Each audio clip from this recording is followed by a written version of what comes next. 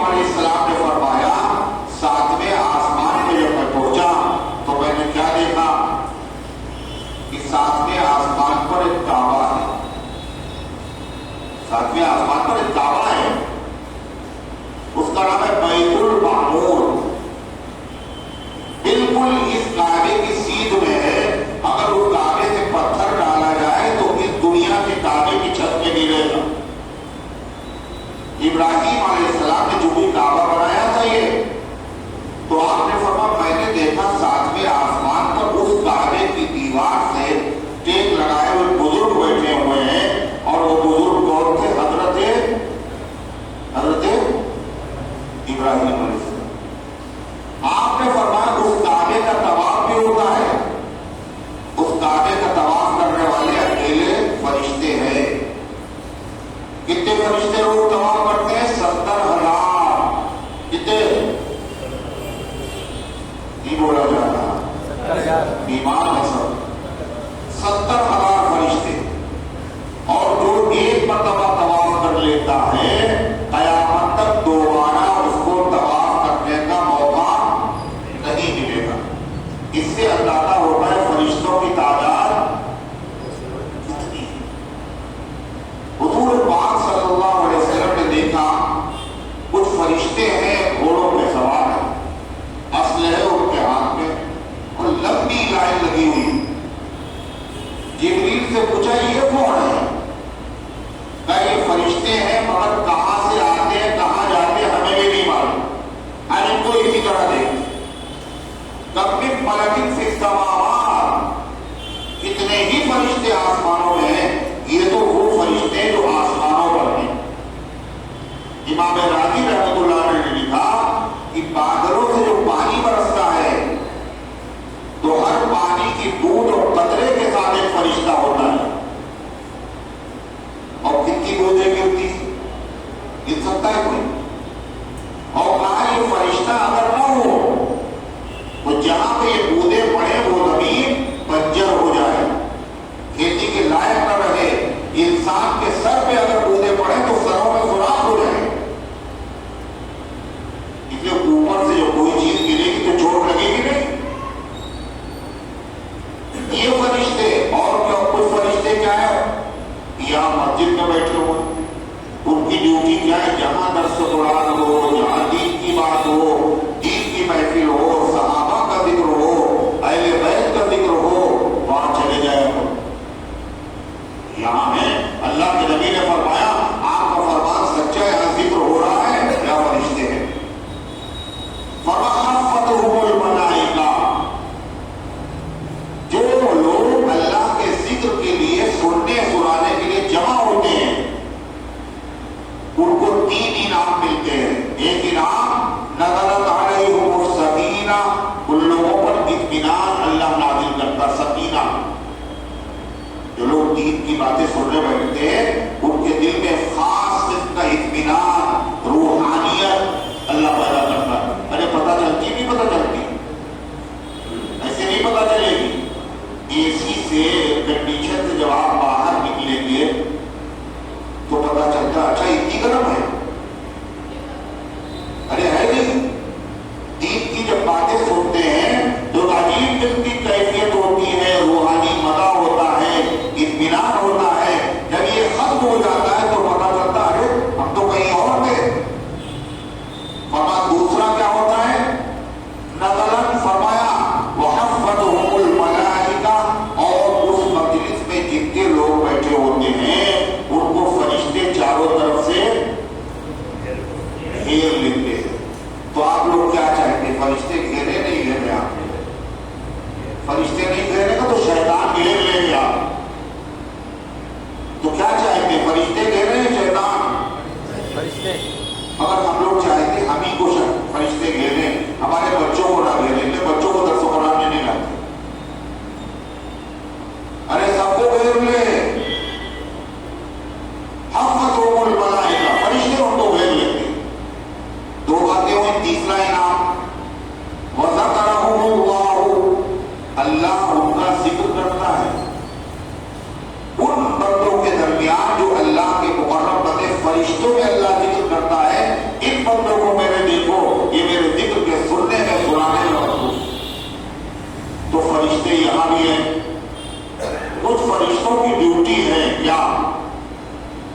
کہ کچھ لوگ درود شریف پڑھ رہے ہیں، جمعے کا دن ہے نا، درود شریف روزانہ پڑھنا چاہیے، جمعے کے دن جو پڑھے اس کی فضیلت بہت۔ تو جو لوگ درود شریف پڑھتے ہیں ان فرشتوں کا کام صرف اتنا ہے، وہ درود شریف لے کر کے اللہ کے رسول صلی اللہ علیہ وسلم کے دربار میں روضہ اقدس پر پہنچ کر کہتے ہیں، اے اللہ کے پیغمبر، آپ کے فلاں امتی نے جس کا نام یہ ہے، جس کے باپ کا نام یہ ہے، اس نے درودوں کا نذرانہ پیش کیا ہے، ہدیہ۔ ہم تو یہاں ہیں مگر ہمارا نام کہاں لیا جا رہا ہے؟ کہاں لیا جا رہا ہے؟ نہیں سمجھ گیا؟ ارے حضور کے بعد حضور کہاں ہے؟ لندن میں، مدینے میں۔ ہم یہاں ہیں مگر درود کی برکت سے ہمارا نام کہاں لیا جا رہا ہے؟ مدینے۔ اور کون لے رہا ہے نام؟ فرشتے۔ اور مدینے میں کہاں لے رہے ہیں؟ مدینے میں اگر بازار میں لیتے ہیں، جب بھی فضیلت کی چیز تھی، مدینے کی سب سے افضل جگہ، مدینے کی سب سے افضل جگہ کون سی ہے؟ جہاں ضروریں بکتی ہیں، اللہ کے رسول صلی اللہ علیہ وسلم کی مبارک مسجد ہے سب سے افضل جگہ۔ ارے نہیں، سب سے افضل۔ پھر اس مسجد کے بھی دو حصے ہیں، ایک اللہ کے نبی کے زمانے کا حصہ اور ایک بعد میں بڑھایا ہوا حصہ۔ زیادہ فضیلت اس حصے کی ہے جس کی بنیاد رکھی ہے کس نے؟ اللہ کے نبی نے۔ آپ نے ایک پتھر رکھا اور پھر صدیق اکبر نے پتھر رکھا، پھر فاروق اعظم نے پتھر رکھا، پھر عثمان غنی نے پتھر رکھا، پھر حضرت علی نے رکھا، اور کیا کہا؟ ہؤلاء خلفاء بعدی، یہ میرے بعد خلفاء۔ جس ترتیب سے پتھر رکھے ہیں اسی ترتیب سے خلیفہ ہوئے ہیں۔ ترتیب آج وقت میں خلافت کو دی گئی، وہ کب نظر ہے جس کو یہ کیا دکھائی دے، دکھائی نہیں دے رہا ہو۔ اللہ کے نبی کے بہت سے واقعات حدیث میں ایسے ہیں، یہی ترتیب، پہلے صدیق اکبر، پھر فاروق اعظم، پھر عثمان غنی، پھر علی مرتضیٰ۔ ہے سنا نہیں سنا حدیث میں؟ نہیں سنا؟ سنا ہے نہیں سنا؟ حضور پاک صلی اللہ علیہ وسلم کے پاس ایک شخص آیا اور اس نے کہا کہ حضور، اونٹ اس نے بیچے تھے، اونٹ۔ آپ نے کہا قیمت بعد میں لینا آ کر کے۔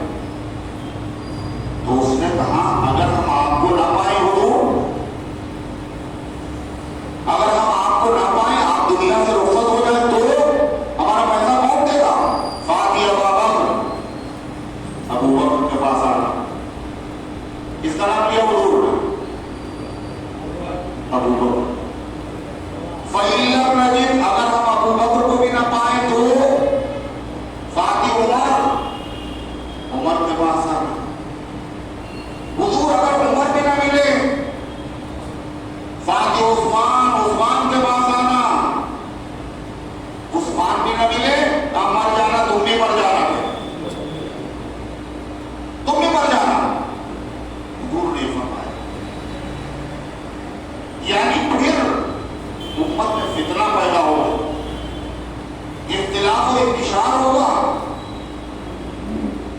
تیسری روایت میں ہے آپ صلی اللہ علیہ وسلم نے ابو ذر غفاری کی روایت سے صحابہ بیٹھے ہوئے تھے، حضور کے ساتھ کنکریاں بکھری ہوئی تھی، تو آپ صلی اللہ علیہ وسلم نے وہ کنکریاں اپنی مٹھی میں اٹھائی اور وہ سب تسبیح پڑھنے لگی۔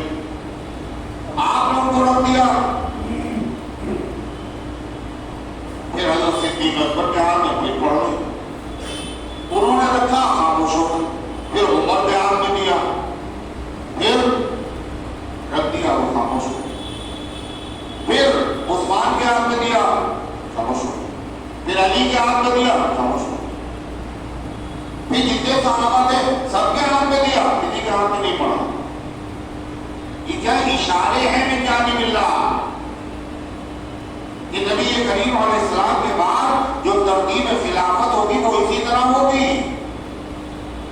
شریف کی روایت ہے، نبی کریم علیہ السلام نے فرمایا کہ میں نے خواب دیکھا.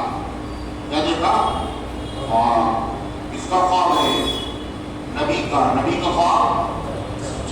وہی ایک کنویں پر ہم آئے اور اس میں ڈول پڑا ہوا ہے. میں نے ڈول سے کھینچا پانی اور سیراب کیا. پھر میرے ہاتھ سے ابو بکر نے لے لیا. ابو بکر کے ہاتھوں میں سوف تھا. سوف کا مطلب اشارہ ہے کہ ابو بکر کی خلافت کا زمانہ بہت مختصر ہوگا. پھر حضرت عمر نے اس کو لے لیا اپنے ہاتھ سے. بہت بڑا ڈول بن گیا اور حضرت عمر کی طرح میں نے پانی کھینچنے والا کوئی نہیں دیکھا. حضرت علی نے بھی یہی سمجھا.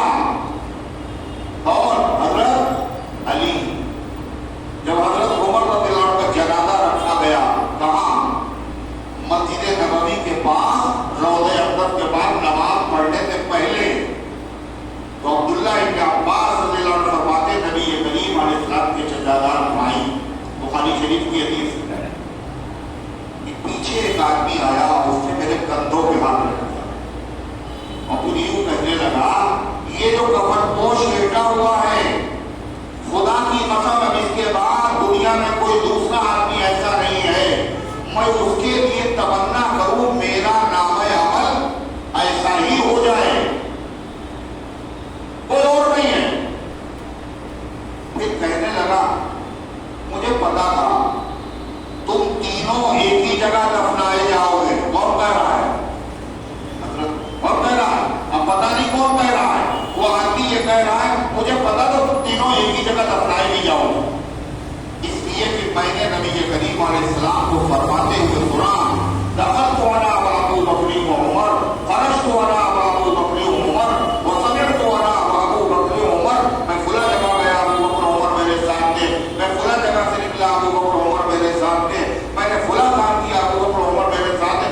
میں سمجھ گیا کہ وفات کے بعد تینوں کی تدفین بھی اس جگہ ہوئی. عبداللہ ابن عباس کہتے جو میں نے مڑ کے دیکھا ہے کون؟ فَإِذَا هُوَ عَلِيُّ بْنُ أَبِي طَالِبٍ. یہ کوئی اور نہیں تھا، حضرت علی ابن ابی طالب رضی اللہ عنہ تھے اور ان کی آنکھوں سے آنسو بہہ رہے. سمجھ شریف میں بات آئی. تو حضور پاک صلی اللہ علیہ وسلم کی مبارک مسجد سب سے افضل، سب سے اعلیٰ، اور وہاں پر سب سے اعلیٰ مقام کون سا ہے؟ آپ کا گھر اور آپ کا منبر.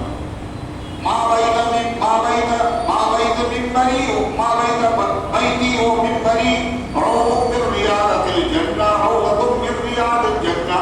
ما بین بیتی و منبری، جو میرے گھر اور میرے منبر کے بیچ میں جگہ ہے یہ جنت کے باغوں میں سے باغ ہے. ریاض الجنہ اسی کو کہتے ہیں. نبی کے روضے کو جنت سلام کرتی ہے. تو اس مقام پر فرشتہ جانے کے بعد کیا کہتا ہے؟ فلاں امتی نے آپ کی خدمت میں سلام اور درود بھیجا ہے. ہم یہاں نام ہمارا وہاں لیا جا رہا ہے. یہ کاہے کی برکت ہے؟ درود شریف کی برکت ہے.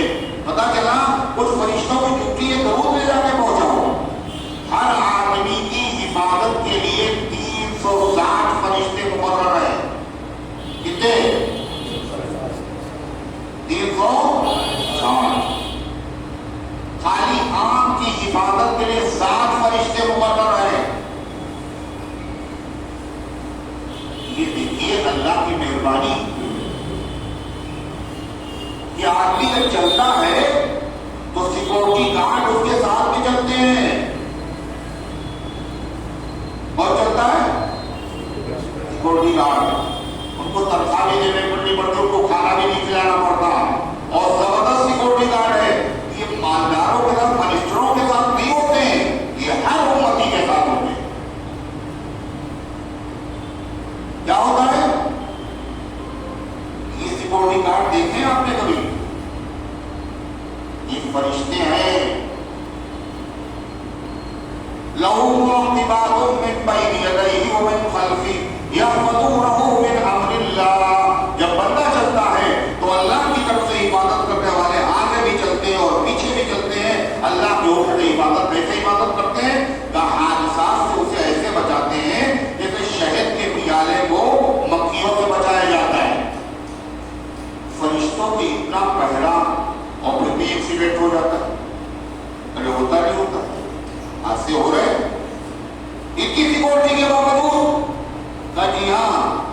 جو چیز تقدیر میں لکھی ہوئی ہوتی ہے وہ چیز تو ہو کر رہے گی، چاہے اتنی آپ عبادت کے انتظامات کر لیں۔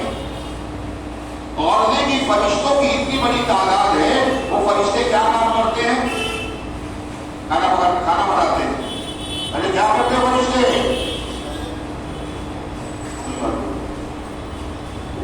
فرشتے کیا کرتے؟ سوتے ہیں؟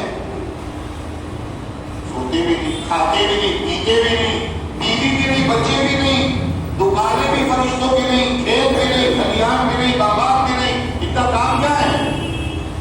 ہر وقت اللہ کی عبادت، ذکر، نحن نسبح بحمدک ونقدس لک۔ اب اللہ آپ کی تسبیح و تقدیس بیان کرنے کے علاوہ کچھ نہیں، غیبت نہیں کرتے، گالی نہیں دیتے، چغلی نہیں کرتے، پاک کرواتے، بے گنتی بے حساب فرشتے۔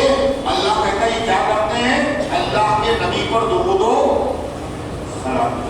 اللہ بھیج رہا ہے، اتنے فرشتے بھیج رہے ہیں، لہٰذا پھر ہم لوگوں کو درود و سلام کی ضرورت نہیں ہے۔ مگر اللہ کیا کہہ رہا ہے؟ تم میرے محبوب کے امتی ہو، میرے بندے ہو، ہم تمہیں نوازنا چاہتے ہیں۔ کیا؟ یا ایھا الذین آمنوا صلوا علیہ وسلموا تسلیما۔ اے ایمان والو، نبی پر درود و سلام پڑھا کرو۔ کیا مسئلہ ہے؟ جب قرآن کی آیت پڑھی جائے تو جو سنے، ہر آدمی پر درود شریف پڑھنا فرض ہے، فرض۔ پڑھا آپ لوگوں نے؟ نہیں پڑھا؟ پڑھ لو۔ صلی اللہ علیہ وسلم، اب اس میں بھی کہنا پڑ رہا، ابھی خاموش اگر زور سے بولو صلی اللہ علیہ وسلم۔ اور فرمایا یہ سلام کیوں کہا؟ تمہارے فائدے کے لیے کہ یہ درود شریف جب تم پڑھو گے ایک مرتبہ تو اللہ کا وعدہ ہے 10 رحمتیں نازل کرے گا اللہ۔ ایک مرتبہ پڑھو گے 10 رحمتیں نازل کرے گا اللہ۔ اور اگر ہم نے 100 مرتبہ پڑھا تو کتنی؟ 1,000 رحمت۔ اور اللہ کی ایک رحمت کافی ہے، جتنا گول ڈالو گے اتنا نیچا ہوگا۔ نبی پر تم پڑھو گے فائدہ تمہارا ہوگا۔ قرآن کی جب یہ آیت نازل ہوئی تو صحابہ کا معاملہ کیا تھا؟ وہ اپنی طرف سے عقل نہیں لڑاتے تھے، نہ بحث کرتے تھے، وہ تو حضور سے پوچھتے تھے۔ اللہ کہہ رہا ہے ایمان والو، نبی پر درود و سلام پڑھو۔ 2 لفظ ہے، سلام اور سلام۔ سلام پڑھے درود، سلام پڑھے سلام۔ اے ایمان والو، نبی پر درود و سلام پڑھو۔ تو صحابہ نے پوچھا اے اللہ کے نبی، سلام پڑھنے کا طریقہ تو آپ نے ہمیں بتا دیا، سلام کیسے پڑھیں؟ صحابہ کہہ رہے ہیں سلام پڑھنے کا طریقہ تو آپ نے بتا دیا۔ کیا طریقہ بتایا؟ کہ جب نماز پڑھنا تو نماز میں 2 رکعت کے بعد، اور اگر 3 رکعت والی ہے تو 3 رکعت کے بعد، اور 4 والی ہے تو 4 کے بعد کیا پڑھنا ہے؟ التحیات۔ نہیں پڑھتے؟ پڑھتے نا؟ اچھا، یہ التحیات میں پھر کیا پڑھتے ہیں؟ السلام علیکم ایھا النبی ورحمۃ اللہ وبرکاتہ۔ پڑھتے نہیں پڑھتے؟ نہیں پڑھتے؟ پڑھتے ہیں نا؟ یہ سلام کا طریقہ کس نے سکھایا؟ اللہ نے، اللہ کے نبی نے سکھایا۔ یہ سلام جو ہم لوگ پڑھتے ہیں نماز میں، بیٹھ کے پڑھتے کھڑے ہو کے؟ سوچ کے بتاؤ۔ بیٹھ کے پڑھتے ہیں۔ لوگ کیا کہتے ہیں جب سلام پڑھو تو کھڑے ہو کے پڑھو، کھڑے ہو کے پڑھو گے تو تعظیم ہوگی، اور بیٹھ کے پڑھو گے تو بے ادبی ہوگی۔ اب اگر کوئی آدمی نماز میں جب درود پڑھنے لگے تو بجائے بیٹھنے کے کھڑا ہو جائے، بے ادبی ہوگی؟ کھڑے ہو کے پڑھے گے، اس کی نماز ہوگی یا نہیں ہوگی؟ معلوم ہو بیٹھ کے پڑھنا بے ادبی نہیں ہے۔ کھڑے ہو کے پڑھو، بیٹھ کے پڑھو، لیٹ کے پڑھو،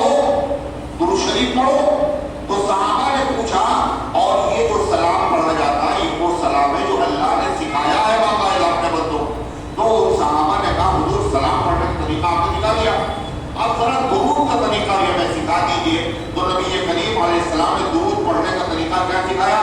اللہم صلی علی محمد وعلی آل محمد کما صلیت علی ابراہیم وعلی آل ابراہیم انک حمید مجید اللہم بارک علی محمد وعلی آل محمد کما بارکت علی ابراہیم وعلی آل ابراہیم انک حمید مجید۔ یہ درود کہاں پڑھا جاتا ہے؟ کہاں پڑھا؟ نہیں معلوم۔ اتحیات میں سلام پڑھ لیا، سلام کے بعد پھر درود شریف۔ نماز میں درود شریف پڑھا جاتا ہے۔ درود 40 طریقے سے ثابت ہے اللہ کے نبی سے، مگر ان تمام طریقوں میں سب سے اعلیٰ طریقہ، اعلیٰ درجے کا درود وہ ہے جو سکھایا ہے، رٹایا ہے، بتایا ہے، اور نماز میں جو پڑھا جاتا ہے درود کا نام ہے درود ابراہیمی۔ ابراہیم علیہ السلام کا نام آتا ہے نا اس میں۔ اچھا، ایک عجیب بات، اللہ میاں نے کیا کہا تھا؟ نبی پر درود و سلام، نبی پر درود و سلام پڑھو، اور ہم لوگ کیا کہتے ہیں؟ اللہم صلی علی محمد، اے اللہ نبی پر سلام نازل کیجیے۔ اللہ ہم سے کہہ رہا سلام بھیجو، اور ہم اللہ سے کہہ رہے ہیں کیا؟ اے اللہ نبی پہ درود و سلام بھیجیے۔ نہیں سمجھ میں آئی بات؟ ایک سوال ہے، اللہ بندوں سے کہہ رہا درود و سلام بھیجو، اور بندے کیا کہہ رہے ہیں؟ اللہم صلی علی محمد، اللہم بارک علی محمد۔ مطلب اس کا کیا ہے کہ اللہ کے نبی پر درود و سلام بھیجنا آپ کی شان کے لائق، یہ ہم لوگوں کی اوقات نہیں ہے۔ اے اللہ آپ سمجھتے اپنے محبوب، ہماری طرف سے اپنے محبوب پر رحمت نازل فرمائیے۔ یہ کون سکھا رہا ہے؟ جناب محمد رسول اللہ صلی اللہ علیہ وسلم نے سکھایا۔ بات سمجھ میں آئی نہیں آئی؟ درود شریف ایک ایسی عبادت ہے جو کبھی رد نہیں ہوتی، ہمیشہ قبول ہو جاتی۔ اس لیے کیا کہا ہے؟ جب دعا مانگو تو پہلے درود شریف پڑھ لو اور بعد میں درود شریف پڑھ لو، یہ بھی قبول ہوگا، وہ بھی قبول ہوگا، تو بیچ میں جو دعائیں ہیں وہ نہیں قبول ہوگی نا، وہ بھی قبول ہو جائے گی۔ اللہ تعالیٰ ہم سب کو زیادہ سے زیادہ درود شریف پڑھنے کی توفیق عطا فرمائے۔ آپ نے فرمایا سب سے بڑا کنجوس اور فرمایا جس کے سامنے میرا نام لیا جائے اور وہ درود شریف سب سے بڑا باقی، اور فرمایا مجلس میں جب ایک مرتبہ حضور کا نام لیا جائے تو ہر سننے والے پر درود پڑھنا واجب، اور جب بار بار لیا جائے تو مستحب ہے۔ اگر لے لے کے ثواب ملے گا، نہیں لے کے تو گناہ نہیں ہوگا، مگر محبت کا تقاضا کیا ہے؟ بار بار پڑھنا ہے نا، جتنا پڑھا جائے گا کیا ہوگا؟ اتنا ہی فائدہ ہوگا۔ اللہ تبارک و تعالی ہم سب کو پڑھنے کی توفیق عطا فرمائے۔ اس سے کیا پتہ چلا؟ صلاۃ اور سلام کس پر بھیجو؟ نبی پر بھیجو۔ عبداللہ ابن عباس فرماتے ہیں نبی کے علاوہ کسی پر سلام پڑھنا جائز نہیں، نبی کے علاوہ کسی پر سلام درست۔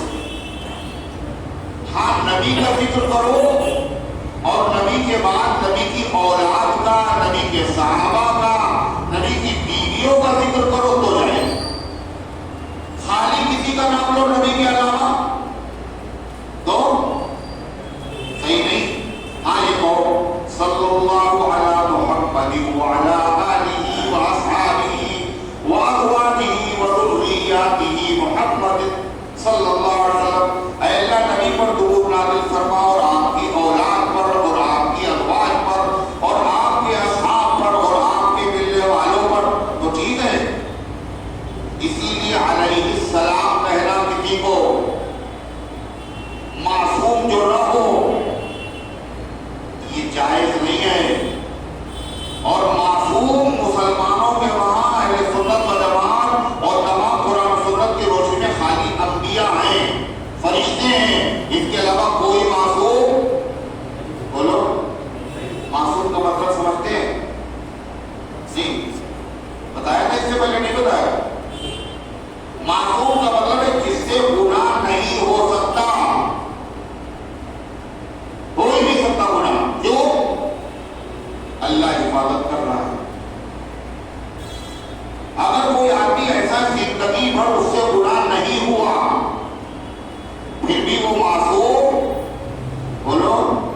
نہیں ہے.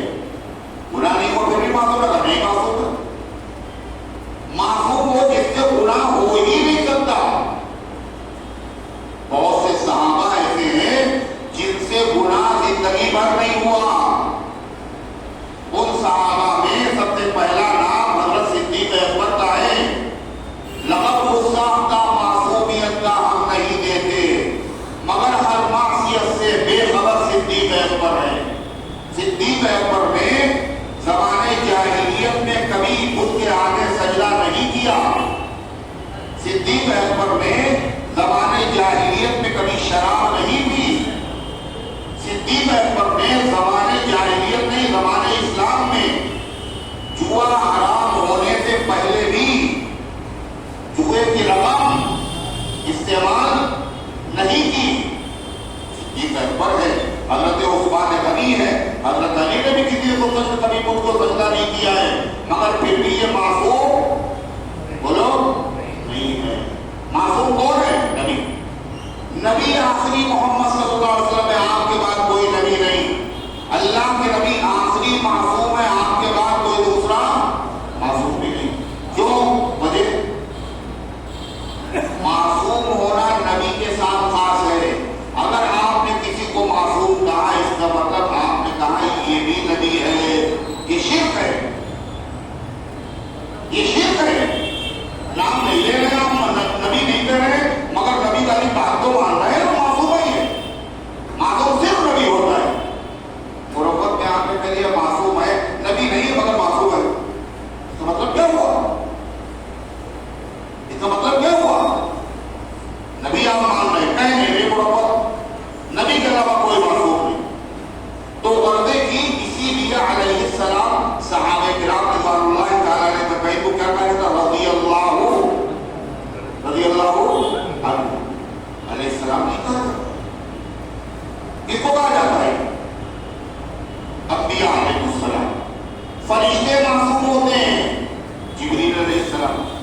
تو پردے کی اللہ تعالیٰ نے یہاں پر صلاۃ و سلام کا ذکر کیا. بات ہو گئی حضور کی تعریف کرو, تعریف کرو, نبی پر درود و سلام بھیجو, نبی کی اولاد پر بھی سلام بھیجو. آل کا مطلب کیا ہوتا ہے؟ آل رسول کا مطلب کیا ہوتا ہے؟ بالکل لوگوں کا ذہن جمے ہوئے ہوتے. آل کا مطلب ہوتا ہے نبی کی اتباع کرنے والے لوگ, نبی کے پیچھے چلنے والے لوگ. اگر نبی کریم علیہ السلام کی اولاد ہے, وہ نبی کے پیچھے اگر چل رہی ہے تو آل ہے. نبی کی سبھی اولاد اگر نبی کے پیچھے نہ چلے تو نبی کی آل نہیں. قرآن رک تو جاؤ گے, پھر وہی بات لقمہ نہ دو بیچ میں, سنتے رہو, پہلے بات نہیں پوچھنا. حضرت نوح علیہ السلام کا سگا بیٹا ہے نا, ارے سگا بیٹا تھا نہیں تھا, ایمان نہیں رہا, نبی کی پیروی نہیں. نوح علیہ السلام نے کہا کہ آؤ کشتی میں بیٹھ جاؤ. اس نے کہا ہم پہاڑ پہ چڑھ جائیں گے, ہماری فکر نہ کیجیے. ایک موج آئی اور باغ کے سامنے بیٹا مر گیا. نوح علیہ السلام نے اللہ سے کہا انبنی من اہلی, اے اللہ میرا بیٹا میرے متعلقین میں سے ہے, میرے اہل میں سے ہے, میری اولاد میں سے ہے. تو اللہ نے جواب میں کیا کہا؟ انہ لیس من اہلک. نوح یہ کیا کہہ رہا ہوں, میرا بیٹا ہے وہ نہیں, وہ تمہارا اہل نہیں ہے. انہ عمل غیر صالح, اس کے عمل اچھے نہیں ہیں. جو کسی کی اتباع کرتا ہے اس کو آل کہا جاتا ہے. پتہ ہے آپ کو قرآن میں وَأَغْرَقْنَا آلَ فِرْعَوْنَ, ہم نے فرعون کی آل کو ڈبو دیا. فرعون کی آل کو ڈبو دیا.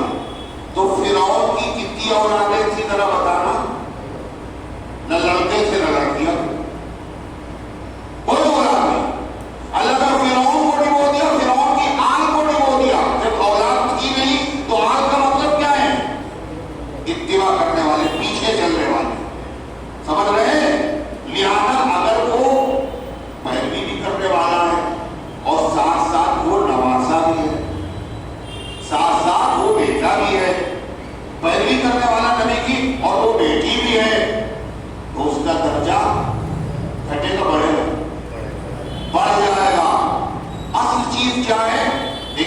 سے بڑی فضیلت کیا ہے؟ نبی کی اتباع کرنا، صحابی ہونا، صحابی میں بڑی کوئی فضیلت نہیں۔ اگر صحابی کے ساتھ وہ نواسا بھی ہے تو فضیلت بڑھ جائے گی، صحابی ہونے کے ساتھ اگر وہ بیٹی بھی ہے تو فضیلت بڑھ جائے گی، اور اگر صحابی نہیں تو پھر کوئی فضیلت نہیں، کوئی فضیلت، چاہے جتنا قریبی خاندانی ہو، چاہے جتنا قریبی خاندانی ہو، بھائی ابو لہب اور ابو صلی اللہ علیہ وسلم کا سگا چچا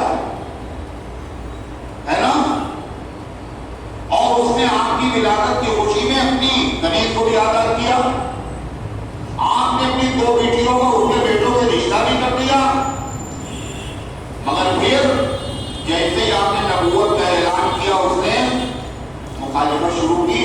قرآن میں مذمت دوستی قرآن کی صورت موجود ہے، قریبی رشتے دار ہیں، آج میں سے نہیں، نبی کے ماننے والوں میں سے نہیں۔ حضرت عائشہ صدیقہ رضی اللہ عنہ فرماتی ہیں کہ نبی کریم ہمارے گھروں میں 2-2 مہینے گزر جاتے تھے، چولہا نہیں جلتا تھا، سمجھ رہے ہیں؟ تو پھر کہاں کیا کہتے تھے؟ آل محمد، آل محمد یعنی نبی کی بیویاں اور نبی کے گھر والے کیا کہتے تھے؟ کھجور کھا لیتے تھے، پانی پی لیتے تھے، یہ کہا آل کا مطلب ماننے والے، اگر وہ صحابی بھی ہے، اولاد بھی ہے، رشتے دار بھی ہے تو ان کی فضیلت بڑھ جائے گی۔ لیکن اگر کوئی آدمی سگا ہے لیکن اگر وہ اتباع کرنے والا نے ایمان سے محروم ہے تو اس کی پھر کوئی فضیلت نہیں ہے اللہ تعالیٰ کے وہاں۔ تو عرضے کی میں آپ یہ کر رہا تھا، یا ایھا الذین آمنوا صلوا علیہ وسلموا تسلیما، آگے ان الذین یؤذون اللہ ورسولہ لعنهم اللہ فی الدنیا والآخرہ وأعد لهم عذابا مہینا۔ پہلے کیا حکم تھا؟ نبی کی تعریف کرو، ہے نا؟ اب کیا حکم ہے وہ سنو، نبی کی دعائیں لو، نبی کی بددعا بولو نہ لو، نبی کی دعائیں ملے گی تو آباد ہو جاؤ گے، نبی کی بددعا ملے گی تو برباد ہو جاؤ۔ نبی کی دعا کیسے ملے گی؟ بولو کیسے ملے گی؟ کہا نبی کی تعظیم کرو، نبی کی تعریف کرو، نبی پر درود شریف پڑھو، نبی کے کمالات بیان کرو، اتباع کرو، نبی کی دعا ملے گی۔ کیسے ملے گی دعا؟ سنیے ایک بات، نظر اللہ ابن من سمع مقالتی، اللہ کے نبی دعا دے رہے ہیں، اللہ اس کو خوش رکھے، اللہ اس کو آباد رکھے، اللہ اس کو ہرا بھرا رکھے۔ کون؟ جو میرا امتی میری حدیث سنے اور پھر اسے یاد کر لے، اور یاد کر رہے سینے میں دبا کے نہ بیٹھے، جا کے کسی سے بتا دے، اللہ اسے، یہ نبی کی دعا ہے۔ اب نبی کی بددعا سنیے، نبی کی بددعا کسے لگے گی وہ سنیے، جو نبی کا دل دکھائے، جو نبی کا بولو نا دل دکھائے، وہ برباد ہو جائے گا دنیا میں بھی اور آخرت میں۔ قرآن کا فیصلہ کرو، ان الذین یؤذون اللہ ورسولہ لعنهم اللہ فی الدنیا والآخرہ، بے شک وہ لوگ جو اللہ کے نبی کو اذیت پہنچاتے ہیں، اللہ کے رسول کو اذیت تکلیف پہنچاتے ہیں، ان پر اللہ کی لعنت ہے، دنیا میں بھی اور آخرت میں بھی۔ اللہ تعالیٰ کو اذیت تکلیف کیسے پہنچائے گا؟ کوئی اللہ کو پہنچا سکتا کوئی تکلیف؟ سامنے کوئی آتی ہے چٹکی کاٹ لو، اللہ کو کیسے تکلیف؟ کہا اللہ کے نبی کو تکلیف پہنچانا حقیقت میں اللہ کو پہنچانا ہے۔ من یطع الرسول فقد اطاع اللہ، جو نبی کی اتباع کرے گا وہ اللہ کی اطاعت کرنے والا ہے۔ جس نے نبی کے ہاتھ پر بیعت کی اس نے حقیقت میں اللہ تعالیٰ سے بیعت کی ہے، تو نبی کو تکلیف پہنچانا۔ تکلیف پہنچانے کا مطلب کہ اللہ کی شان میں ایسی باتیں کہنا جو اللہ کی شان کے لائق نہیں ہے۔ حدیث میں ہے باقاعدہ، اللہ کہتا ہے آدم کا بیٹا مجھے تکلیف پہنچاتا ہے،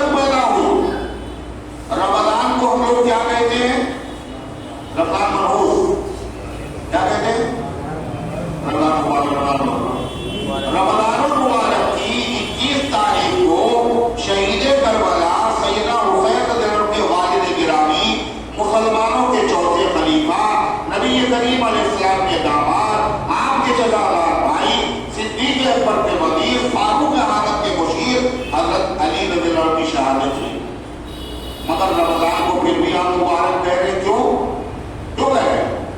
شہادت سے برکتیں تھوڑی نہ ختم ہوتی ہیں۔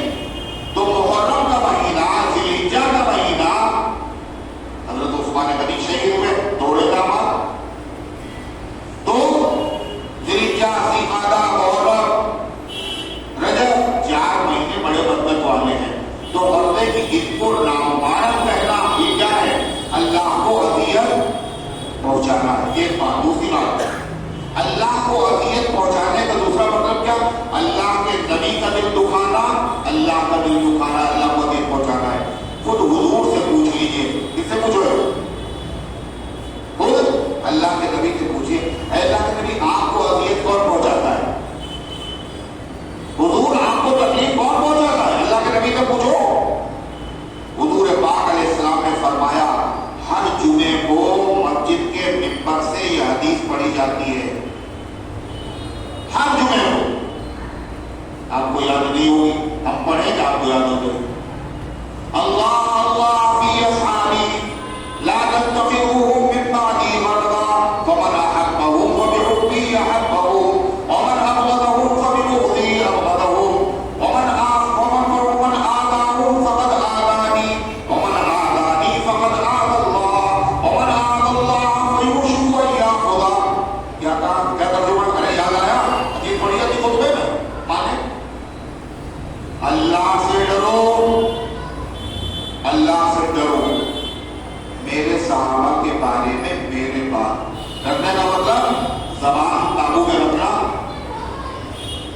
قلم سنبھال کے چلانا، میرے صحابہ کے بارے میں تبصرہ نہ کرنا، غلط لفظ زبان سے نہ نکالنا۔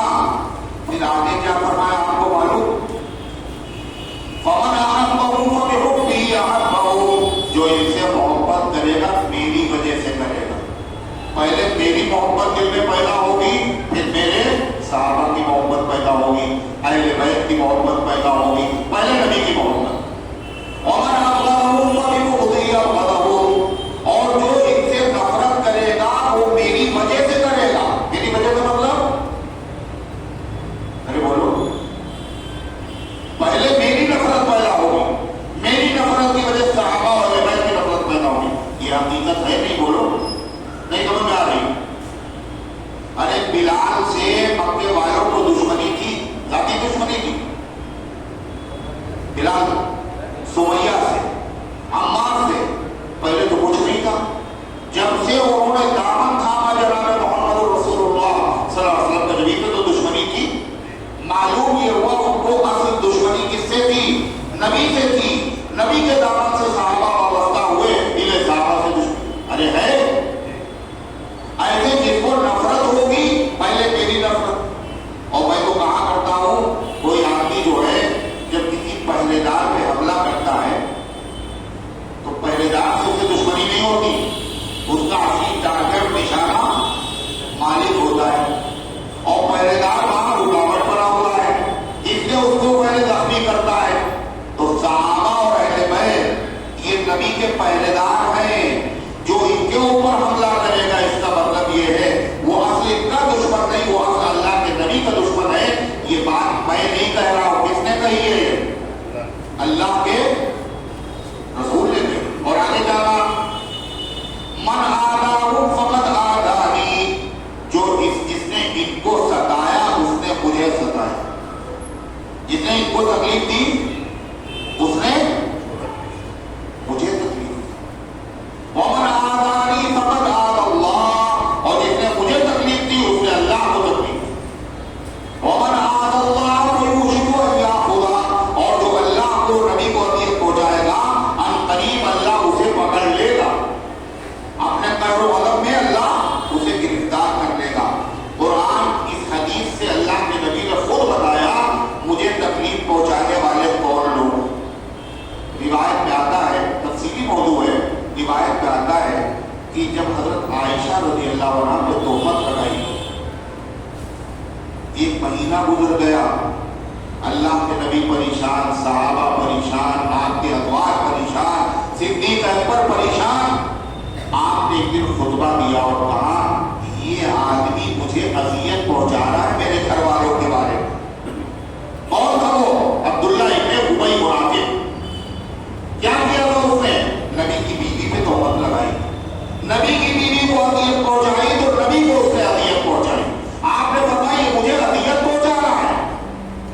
صحابہ کی شان میں گستاخی کرنا، اہل بیت کی شان میں گستاخی کرنا، یہ حقیقت میں نبی کی شان میں گستاخی ہے اور نبی کو تکلیف پہنچانا ہے، اور جو نبی کو تکلیف پہنچائے اس کے بارے میں اللہ کا فتویٰ کیا ہے؟ سنو قرآن میں، ان الذین یؤذون اللہ ورسولہ لعنہم اللہ فی الدنیا والآخرہ۔ بے شک جو لوگ اللہ کو تکلیف پہنچاتے ہیں، اللہ کے رسول کو تکلیف پہنچاتے ہیں، ان کے اوپر لعنت ہے۔ لعنت کا مطلب اللہ نے ان کو رحمت سے دور کر دیا، دنیا میں بھی آخرت میں بھی۔ اور جن کے چہروں پر لعنت ہوتی ہے ان کے چہرے بڑے خوبصورت دکھتے ہیں نا، جن کے چہروں پر لعنت ہوتی ہے اللہ جن کو رحمت سے دور کر دیتا ہے ان کے چہرے بڑے خوبصورت دکھتے ہیں نا۔ ارے پھٹکار برستی ہے صحابہ کو قرآن کہتا ہے چہرے کی رونق سے پہچانا جاتا تھا۔ سیماہم فی وجوہہم من اثر السجود، ان کے چہرے چمک رہے ہیں سجدوں کے اثر سے۔ اور صحابہ کے دشمن بھی چہروں سے پہچانے جاتے ہیں، وہاں چہروں پر چمک ہے اور یہاں پھٹکار برس رہی ہے، یہاں بھی برس رہی ہے، اور دونوں جگہ قرآن میں ذکر ہے لعنہم اللہ فی الدنیا والآخرہ، اللہ پر لعنت فرمائے گا دنیا میں بھی اور آخرت میں۔ یہ تو ہو گیا اللہ کی لعنت کی۔ اچھا اللہ کے نبی کیا کہہ رہے وہ سن لیجیے، فرمایا من سب اصحابی و اصحابی فعلیہ لعنت اللہ والملائکۃ والناس اجمعین۔ جس نے میرے صحابہ کو برا کہا یا میرے رشتہ داروں کو برا کہا، اس پر اللہ کی لعنت، فرشتوں کی لعنت، تمام انسانوں کی لعنت۔ حضور نے بتایا مجھے برا کہا یا میرے صحابہ کو یا رشتہ داروں، کیوں؟ اس لیے کہ صحابہ کرام کو جو آدمی برا کہے گا، رشتہ داروں کو برا کہہ رہا ہے، اس نے خالی صحابہ کو برا نہیں کہا، اس نے اللہ کو، نبی کو برا کہا اور اللہ کو بھی برا کہا۔ کیوں بھائی بتائیے کیوں؟ اس لیے کہ نبی کے جو رشتہ دار ہیں وہ ہم لوگوں کے رشتہ دار کی طرح ہیں، ہے نا؟ ارے جیسے ہمارے رشتہ دار ایسے نبی کے رشتہ دار ایسے ہی ہیں، بولتے کیوں نہیں؟ ہم لوگ جو اپنی لڑکی کا رشتہ کرتے ہیں تو آنکھیں بند کر کے کر دیتے ہیں نا، ٹھیک کرتے ہیں نا، بولتے دیکھتے ہیں، تحقیق کرتے ہیں، خوب چھان پچھوڑ کر ایسے ہی کرتے ہیں نا، پھر بھی بچہ کھا جاتے ہیں کبھی کبھی۔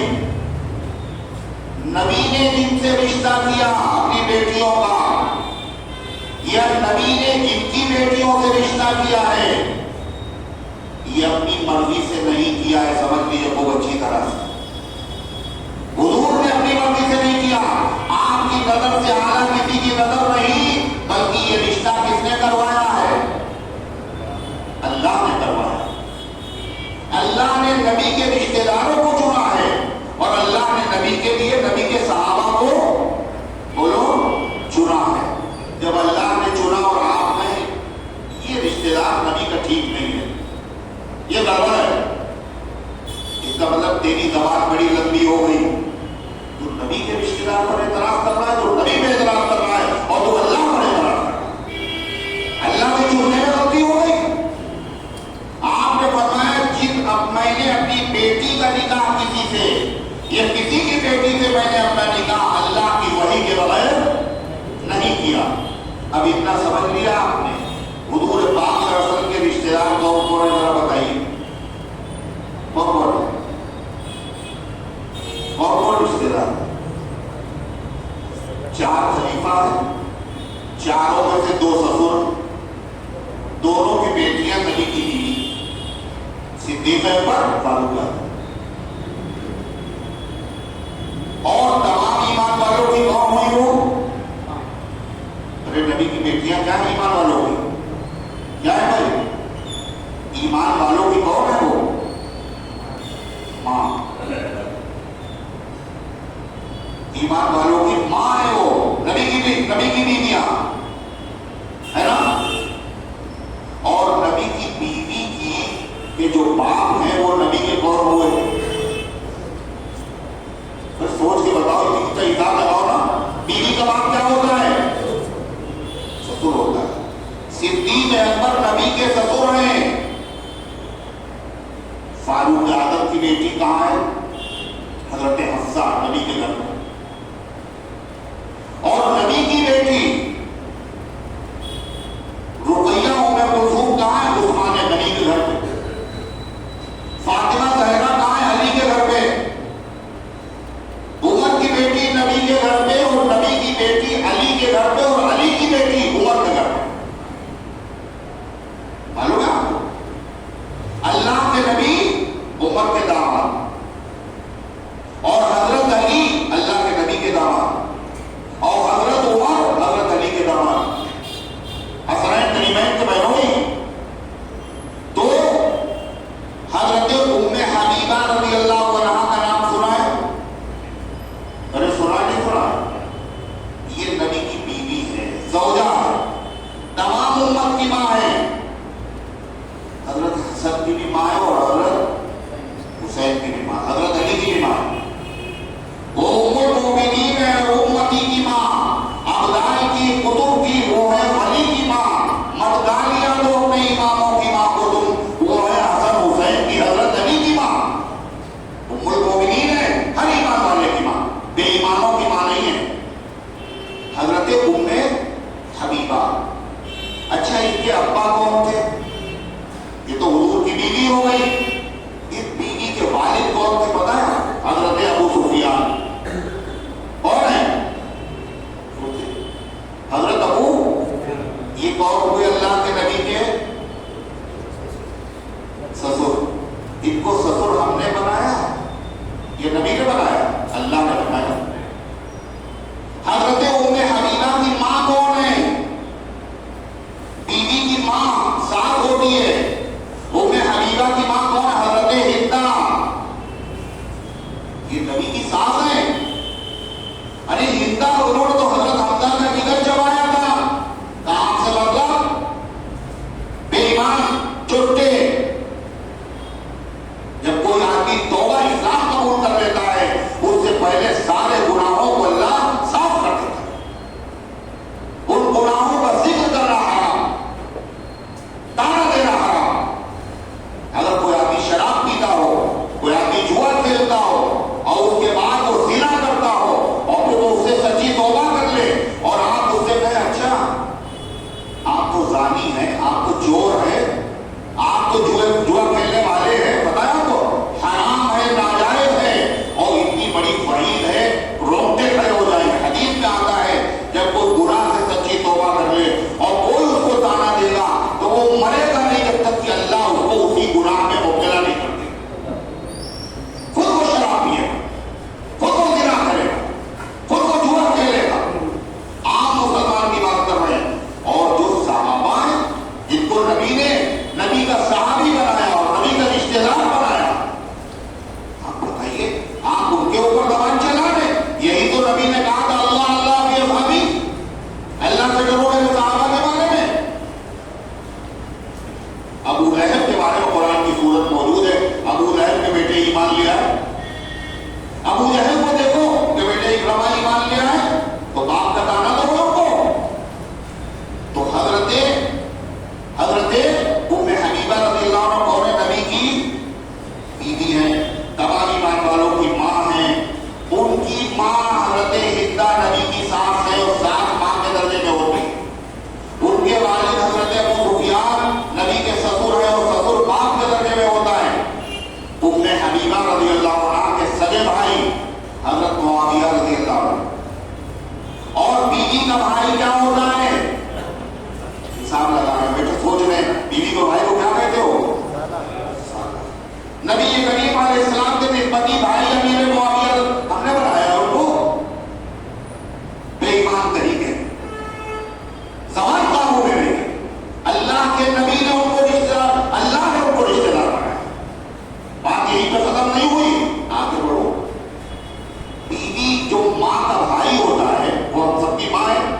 حبیبہ رضی اللہ عنہ. اور ماں کا جو بھائی ہوتا ہے وہ کیا ہوتا ہے؟ کیا ہوتا ہے؟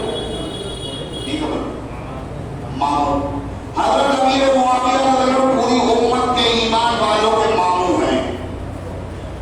حضرت ام سلمہ نبی کی بیوی ہے، ام المؤمنین. ان کی ایک بہن ہے، ان کا نام قریبۃ الصغریٰ. ان سے نکاح کیا امیر معاویہ رضی اللہ عنہ. جن دو بہنوں کا نکاح ہوتا ہے تو ان دونوں کے شوہر کیا کہلاتے ہیں آپس میں؟ سالو. حضرت معاویہ رضی اللہ عنہ صرف نسبتی بھائی نہیں ہیں، اللہ کے نبی کے سالو بھی ہیں. حضرت معاویہ رضی اللہ عنہ کون ہے؟ اللہ کے نبی صلی اللہ علیہ وسلم نے کیا فرمایا؟ حضرت معاویہ کو دعا دی. کیا دعا دی وہ سنیے ذرا. اچھا ہم لوگوں کو کاہے پہ بھروسہ یہ بتاؤ سچ سچ، چاہے جتنے بڑے متقی ہوں پارسا ہوں، چاہے جتنے بڑے عبادت گزار، کاہے پہ بھروسہ ہے؟ قیامت کے دن کیا ہوگا؟ حضور سفارش کریں گے. ارے ہے نہیں، نہ دان پر نہ تقوی پر نہ زہد و اتقاء پر ہے. ہمارا نام جو کچھ ہے محمد مصطفیٰ پر ہے صلی اللہ علیہ وسلم. حضور سفارش کریں. حضور کہے گا اے اللہ ہے تو گنہگار مگر میرا امتی معاف کر دیجیے. اللہ معاف کر دیتے. کس کو اللہ کے نبی کی شفاعت کو امید ہے؟ بہت بہت تمنا رکھتا ہے، ہاتھ اٹھاؤ. تمنا ہے نا، یقین بھی ہے. یہ سب قیامت میں ہوگا. صحابہ وہ ہیں، حضرت معاویہ رضی اللہ عنہ خوش نصیب ہیں جن کی سفارش قیامت میں نہیں، اللہ کے نبی نے اسی دنیا میں کر دی ہے. کیا کہا؟ اللہم علمہ الکتاب، اے اللہ ان کو قرآن کا عالم بنا دے. وقہ الحساب، وعلمہ الحساب، معاویہ کو حساب کتاب کا علم دے دے. مکرہ فی البلاد، شہروں میں ان کو اطلاع عطا فرما. وقہ العذاب، اور اللہ عذاب سے ان کو بچا. یہ کیا ہے؟ سفارش ہے نہیں. نام لے کر کے دنیا کے نبی جس کی سفارش کرے، اور تیری زبان اتنی لمبی تو بہت رہا ہے، کیا ہوگا؟ نبی جن کی سفارش سے شکایت کر رہے ہو تم، زبان کاموں میں نہیں ہے. آپ سوچیے اور تصور کیجیے کیا کہا اللہ کے نبی نے؟ اللہم اجعل معاویہ ہادیا و مہدیا، اے اللہ معاویہ کو ہادی بنا دیجیے، مہدی بنا دیجیے. وحدی بھی ان کے ذریعے سے اللہ امت کو ہدایت عطا فرمائیے. نبی کی دعا قبول ہے نہیں قبول؟ بولو کیسے بے ایمان ہو؟ پھر بھی معاویہ میں یہ گڑبڑی تھی، معاویہ میں یہ خرابی تھی، وہ خرابی تھی.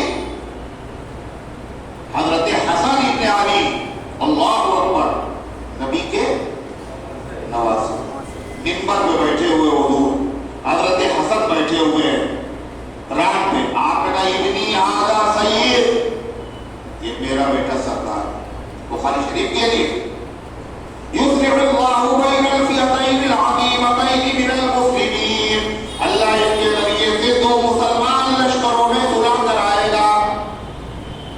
صلح کب ہوتی ہے؟ جب آپس میں اتفاق ہو. لڑائی ہو نا، جھگڑا ہو، یہ صلح ہوتی ہے. صلح کرائے اور دونوں مسلمان ہوں گے. حضور کہتے ہیں جو دونوں لشکر ہوں گے آپس میں لڑیں گے وہ کون ہوں گے؟ بولو دونوں مسلمان. حضرت معاویہ ایک طرف، ایک طرف حضرت علی رضی اللہ عنہ. اللہ کے نبی نور نبوت سے دیکھ رہے کہ دونوں مسلمان لشکروں میں میرا بیٹا صلح کرائے.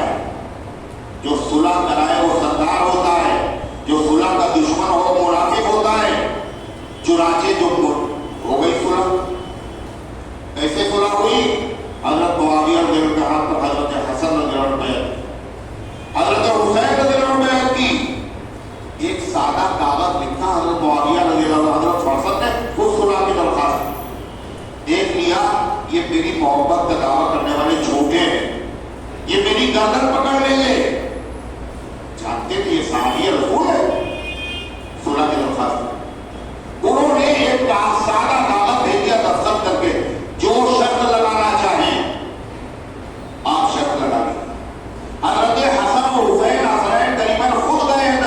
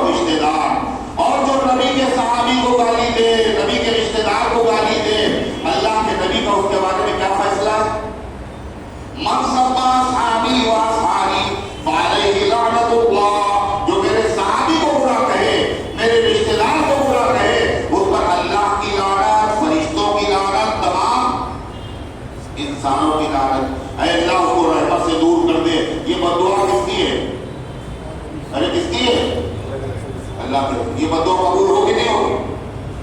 ارے ہوگی نہیں ہوگی؟ حضور کی بدعا بھی قبول ہے. اس بدعا میں حصہ لینا بہت بہت چاہتا ہے. وہ لوگ جو نہ حصہ لینا چاہتا ہو ہاتھ اٹھائے. بدعا سے بچنا بہت چاہتا ہے ہاتھ اٹھاؤ. جو نبی کی بدعا لینا چاہتا ہو وہ ہاتھ اٹھاتے. یہ حضرت معاویہ کو برا کہیں گے ہم؟ نبی کے رشتہ داروں کو برا کہیں گے؟ وہ چاہے نہ چاہے نبی کی بدعا رکھتے رہیں گے. چاہے عالم ہو، چاہے حافظ ہو، چاہے قاری ہو، چاہے مبلغ ہو، چاہے تہجد گزار ہو، کوئی بھی ہو. بدعا لگ گئی ایک صاحب کو کسی شہر میں، بہت بڑے عالم، بہت بڑے ادارے سے وابستہ، ہزاروں ان کے شاگرد. نتیجہ کیا ہوا؟ کہیں کے نہیں اس لیے اللہ سے ڈرتے رہنا چاہیے. امام میں آخری بات کہہ رہا ہوں. اذان کئے بجے؟ 8:30. آخری بات سنو. امام اہل سنت رحمۃ اللہ علیہ کی بات پتھر کی لکیر. حضرت نے فرمایا کہ دیکھو بھائی، صحابہ کی طرف سے قدورت، بدزنی، بدگمانی، نفرت، فرمایا یہ ایسے ہے جیسے کینسر. کیا ہے؟ اللہ نہ کرے کسی کے کینسر ہو جائے. اگر کینسر کسی کے ہو گیا تو کیا کرتا ہے کینسر؟ بتاؤ کب تک رہتا ہے؟ ارے کب تک رہتا ہے؟ سوچ رہے بیٹھے ہوئے. کئی سال تک رہتا ہے؟ 12 سال. ارے کب تک رہتا ہے کینسر؟ مرنے تک. مر گیا کینسر ختم، جان لے لیتا ہے. صحابہ کی دشمنی اور بغض و عناد، بدگمانی اور قدورت، یہ کینسر سے زیادہ خطرناک. وہ جان لیتا ہے، یہ ایمان لے لیتا ہے. جان جیتتی ہے یا ایمان جیتتی ہے؟ یہ مرنے کے بعد قبر میں بھی جاتا ہے اور میدان محشر میں بھی آئے گا. اللہ کے رسول صلی اللہ علیہ وسلم کے بعد ایک جنازہ لایا گیا. حضور کے پاس نہیں کوئی مرتا تھا. جنازہ لایا تو حضور نماز پڑھتے تھے، بخشش ہو جائے. اللہ کے نبی نے کہا پڑھ لو نماز، ہم نہیں پڑھیں گے. حضور کے زمانہ جنازہ موجود، نہیں پڑھیں گے. کیوں؟ اے اللہ کے پیغمبر کیوں نہیں پڑھیں گے آپ؟ فَإِنَّهُ يُبْغِضُ عثمان، یہ عثمان غنی سے نفرت رکھتا تھا اور عثمان غنی میرے صحابی بھی اور رشتے. حضور نے جنازے کی نماز نہیں پڑھی. اس بے ایمان کو اللہ کے نبی قیامت میں سفارش کرے. حضور کوثر کا جام دیں گے. صحابہ کی طرف سے بدزنی اور بدگمانی، قدورت، یہ کینسر سے زیادہ خطرناک مرض ہے. اور یاد رکھو یہ کسی کے بھی لگ سکتا ہے اور اس کا علاج پوری دنیا کے کسی میڈیکل کالج میں نہیں. معلوم ہے آپ کو؟ نہ امریکہ میں کہیں نہیں. اس کا علاج صرف اور صرف ایک ہے، ایک. اور وہ علاج کیا ہے؟ اللہ تعالیٰ سے دعا کرنا. اللہ تعالیٰ سے دعا. جو دعا مانگے گا وہی بچے گا. اور یہ دعا مانگنا، کیا دعا مانگے اللہ سے؟ اللہ تعالیٰ نے یہ دعا خود قرآن پاک میں لکھ دی. اور سے سننا کہاں لکھ دی ہے؟ قرآن میں لکھ دی ہے. کون سے پارے میں؟ 28واں پارہ. کون سی سورت؟ سورہ حشر. 2 نمبر سورت 28 پارے کی دوسری سورت کا نام ہے سورہ حشر. سورہ حشر کی آیت نمبر 10. سورہ حشر کی آیت نمبر 10. اس میں اللہ نے دعا سکھائی. کیا کہا؟ مہاجر صحابہ، انصار صحابہ کے بعد قیامت تک جتنے مسلمان آئیں گے ان مسلمانوں کی پہچان یہ ہے وہ یہ دعا مانگیں گے. اور جو دعا مانگیں گے وہ بچیں گے. جو نہیں مانگیں گے وہ جو کشتی نوح میں سوار ہو گیا وہی بچا. جو نہیں سوار ہو ڈوب گیا. دعا کیا ہے سنیے. ربنا والذین جاءوا من بعدہم، اور وہ مسلمان جو ان کے بعد آئیں گے. کس کے بعد؟ مہاجر صحابہ کے بعد اور انصار صحابہ کے بعد. کب آئیں گے؟ قیامت. یقولون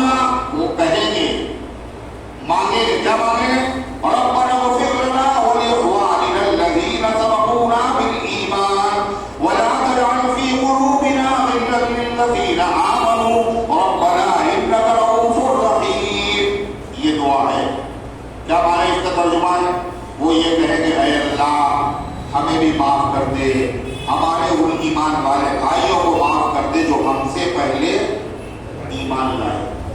اور سب سے پہلے ایمان کون لایا؟ کون لایا بھائی؟ صحابہ. ارے لائے نہیں لائے؟